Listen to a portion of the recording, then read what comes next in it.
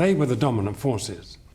George and Ringo were slightly behind Paul and John because Paul and John were the writers and the lead singers. I guess George was a kind of a loner, really. And because he was outside the team that were providing the hits, John and Paul had each other to play against. And their collaboration was much more of a competition than a collaboration, really. One would do something and the other one would say, gosh, I think I can do better than that, and try and make something better. George was the sole guy. He had no one to work with. When George joined the band, he was perfectly fine with John and Paul writing all the songs. He barely even attempted to write any because he didn't need to, and when he did, he'd come into the studio with what John described as a skeleton of a song. He'd have the first verse and a nice lick or riff at best, but sometimes not even that. It took the group a massive amount of time to complete George's songs, which weren't that great to begin with. He was the youngest Beatle and was often treated like a little brother by Lennon and McCartney. They were focused on their own songwriting, together and separately, and recognized that Harrison was a beginner.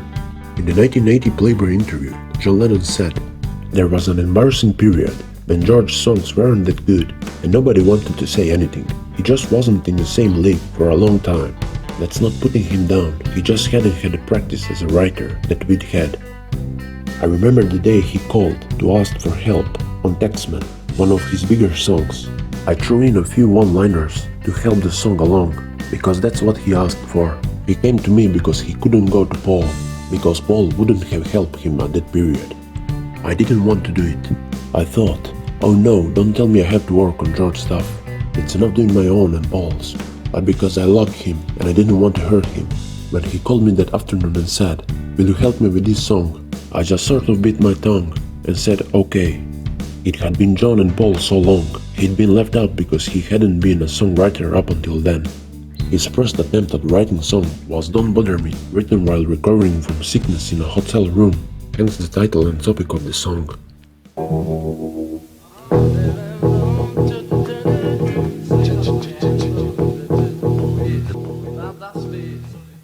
Don't Bother Me, this is a remake, we're calling it Take 10. That Don't Bother Me, that's the first song again. It was written basically as an exercise to see if I could write a song, because I thought, well, if John and Paul can write, everybody must be able to write. I wrote that in the hotel in Bournemouth. We were doing a summer season and I was sick in bed. Maybe that's why it turned out Don't Bother Me. Yeah. But it's not a particularly good song, but it at least showed me that, you know, all I needed to do was keep on writing, and maybe someday I'd write something good, which I still feel right at this point. I still think I wish I could write something good.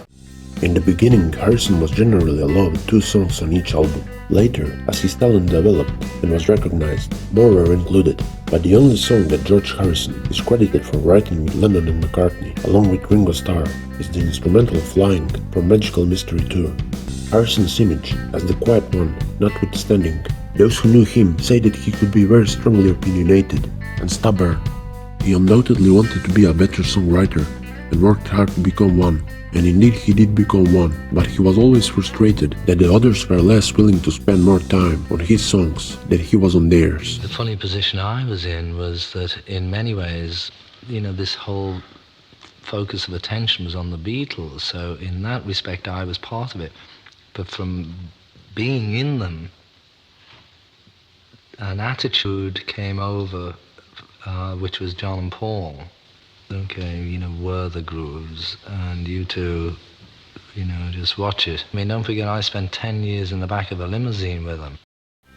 In 1970, John and Paul were both pleasantly surprised at George's first album, which was best-selling album of the year, with many hit songs. John was little dismissive of it in his infamous 1970 Rolling Stone interview. "It's better than Paul's," he said, "but nothing I would listen to." A minute or so prior, he just called Paul McCartney's album rubbish. Many of the songs had been composed over the previous 4 years, but rejected by Lennon and McCartney for inclusion on Beatles albums. There was monopoly on songwriting by Lennon and McCartney, but not because of malice, it was a matter of necessity. The Beatles were churning out full albums every 6 months and radio singles in between. So they needed songwriters who could write a whole album in 2 weeks and have radio hits in there. Lennon and McCartney excelled at it, and their ability to churn out hit and hit in such a short period of time has never been or will never be equaled. George often felt overlooked and even pushed aside, sometimes by John and Paul, because they were such prolific songwriters and they had little time or no time to help George with his songwriting and developing it more. George Martin said on the Beatles anthology that George's songwriting was actually painful for him because he had no one to collaborate with. When George really blossomed into a really good, or you can even say excellent songwriter, slowly John and Paul started to have more respect for him. There's a fascinating documentary by Martin Scorsese about George Harrison's life from an early age through the Beatles period, his solo work and spirituality. In it, Paul McCartney recounts how he and John Lennon started to recognize the developing talents of George as a songwriter in his own right, to the point that his tracks began to be included on Beatles albums.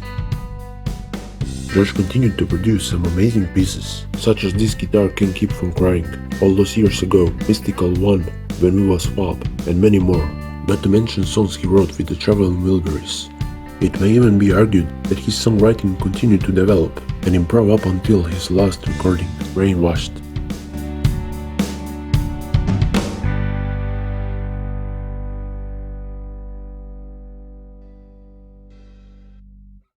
Hello. That was Ringo, folks. Well, what can I say? And goodbye from all of us. Well, this is Ringo. Everyone seems to have said everything here, so I'll just sign off by saying cheerio and best of luck from the Beatles.